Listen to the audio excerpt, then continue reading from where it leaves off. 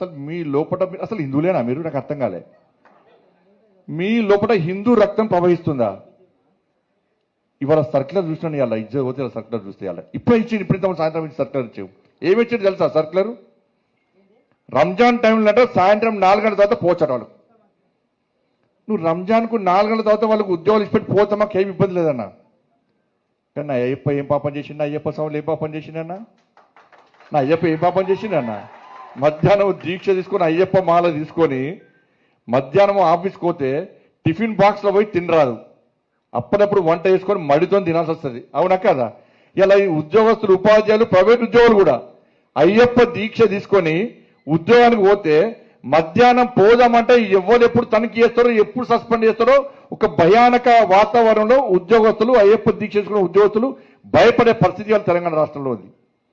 మధ్యాహ్నం భిక్ష లేకుండా పస్తులుండి అయ్యప్ప దీక్ష చేసుకునే పరిస్థితి వల్ల గంట సేపు బయటికి పోదామంటే సస్పెండ్.